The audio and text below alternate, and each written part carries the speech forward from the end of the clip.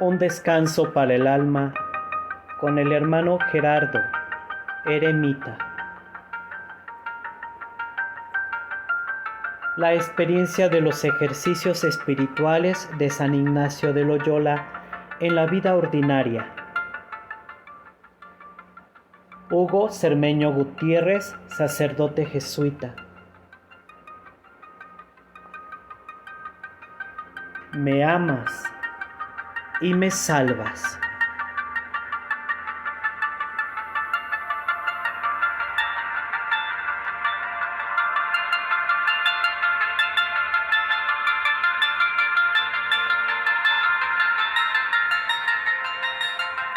Pecador y llamado.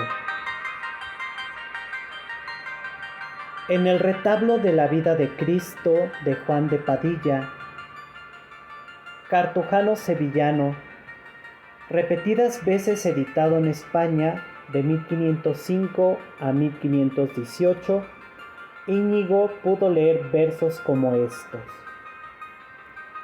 Tres cosas provocan a los corazones de los humanos a las carnalidades: grandes riquezas o grandes beldades, o canto suave de dulces canciones. Mira la suma divina clemencia, que abre sus brazos si te convirtieres. Por ende, mira quién es y quién eres: polvo de tierra, pesar y dolencia. En San Agustín fui cortado en fragmentos en el momento en el que me separaba de tu unidad, para perderme en una multitud de objetos. En Cipriano de Cartago, renacer de nuevo, abandonar la vieja carne para vigorizarla al contacto con el agua salvadora, cambiar de alma y de mentalidad, y eso sin perder la propia identidad. Imposible, decía yo, tal trueque. Imposible abandonar todo lo que, nacido en mí, se ha instalado allí como en su propia casa, ni nada de lo que, venido de fuera, ha echado raíces en mi propio ser. Cuando el segundo nacimiento hubo restaurado en mí al hombre nuevo, se opera en mí un extraño cambio. Las dudas se aclaran, las barreras caen, las tinieblas se iluminan. Lo que yo juzgaba imposible puede cumplirse.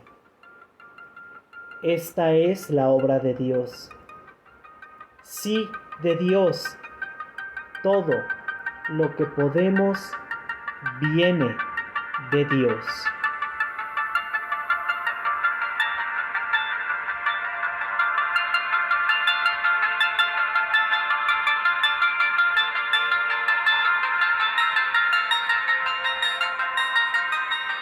La conversión. Experiencia única e irrepetible en la vida de un hombre, como el nacimiento y la muerte, a los que tanto se asemeja. Experiencia repetida múltiples veces en la historia de los hombres hasta el punto de justificar una tipología de las conversiones. Unas son de tipo intelectual, fruto del raciocinio, de la ardua conquista de la verdad. Otras son voluntarísticas, efecto de una asunción de altos ideales. Las hay emocionales, hijas de una conmoción irresistible, de un fulgurante captación de la belleza. Más que aprisionarla, el hombre se ve preso, seducido por la verdad, la bondad o la hermosura.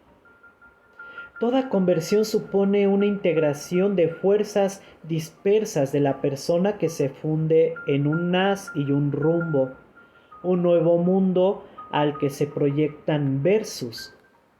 Este cambio de rumbo afecta las capas más profundas del ser, rompe su vieja estructuración, toma conversión en una subversión, justamente porque lleva en sí una ruptura y sacudimiento, y una aversión. Un singular experto en tales trances como Agustín de Hipona describe así este doble movimiento, de la aversión a Deo et conversio ad creaturas. Se pasa la conversión in Deum en diversio a creaturis, y diseñará como maravillosos trazos psicológicos la pérdida y añorada unidad integradora interior. Fui cortado en fragmentos en que me separaba de tu unidad para perderme en una multitud de objetos.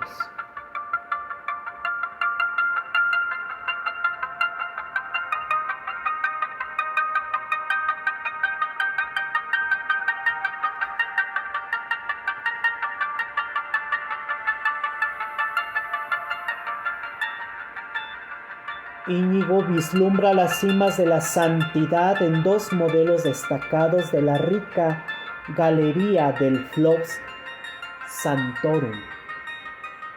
La santidad es lo arduo y dificultuoso y algo que hay que hacer. El caballero andante a lo humano o a lo divino. En el poeta de la acción, Unamuno. A primera vista, Francisco de Asís o Domingo de Guzmán hicieron cosas hazañorosas, se despojaron de todo, practicaron terribles penitencias, rompieron con su pasado.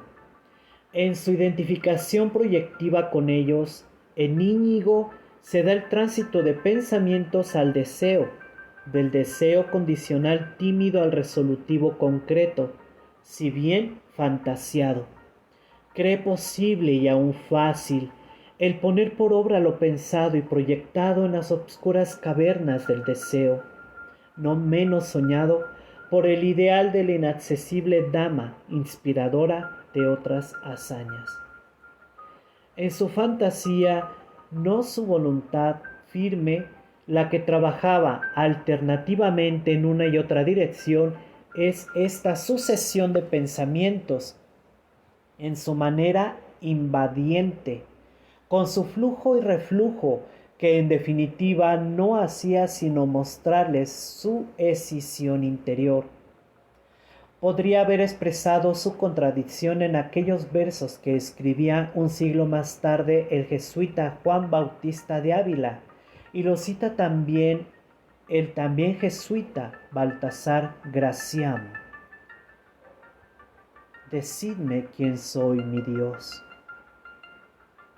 porque siendo uno en el ser, al pecar y al proponer, he pensado que soy dos. ¿Por qué andáis, ay alma, vos tan otra en el corazón, de vos misma en la ocasión, que anda en un alma el deseo y en otra la ejecución?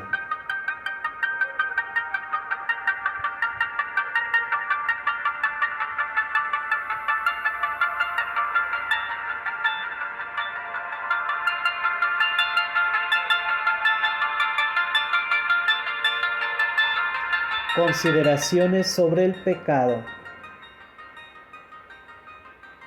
No somos nosotros los que vencemos, sino la fuerza de Dios. San Ignacio nos pone de frente a vencer un afecto desordenado, nos pone de cara a Jesús. Este querer y amar a Jesús es lo que posibilita superar desórdenes. Para ordenar la vida ante el telón del principio y fundamento, comenzamos por donde hemos empezado en la historia humana, por el desorden, por el fracaso del plan de Dios.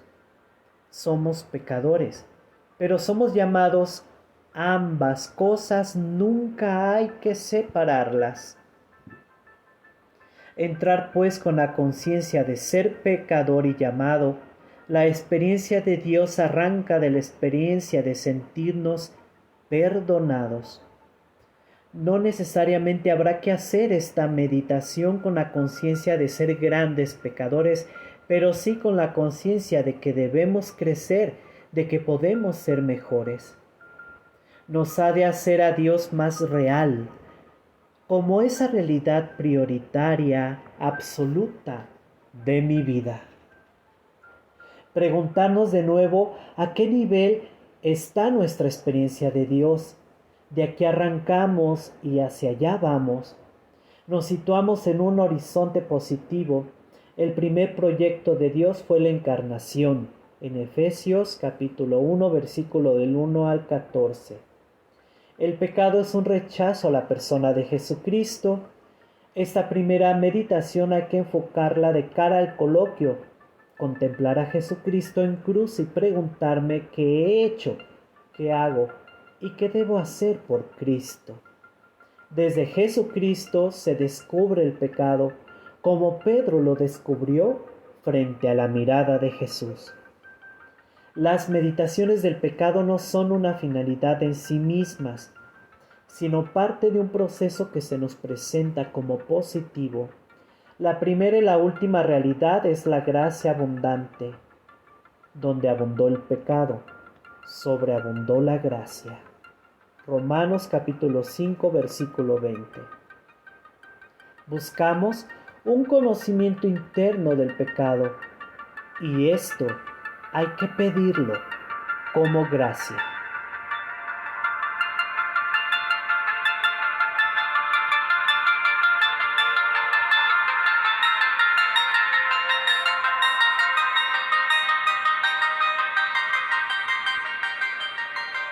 San Ignacio comienza la meditación con una oración preparatoria.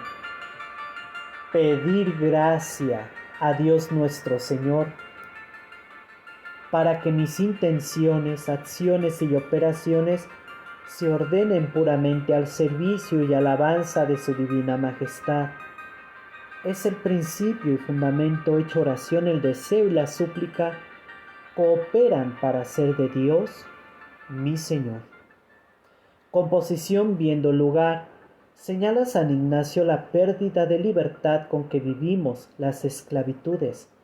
Situarnos en un mundo dislocado cuyo centro muchas veces lo ocupo yo, mis deseos anárquicos, mis tendencias narcisistas, el universo roto, mi propia persona privada a libertad de armonía, mi propio corazón que me enseña la malicia de lo que es hostil a Dios. Marcos capítulo 7, versículo del 21 al 23. La raíz de este mal está en el corazón humano. El pecado se expresa en el desorden de mis afectos. El pecado es relacional. Afecta al otro, los otros y lo otro. Preguntarme entonces si mi relación con Dios, con los demás, con la historia, están afectadas. Nos situamos ante nuestros pecados afectivamente. Usamos la memoria y nos colocamos desde la historia de gracia y pecado, asumiéndola como propia.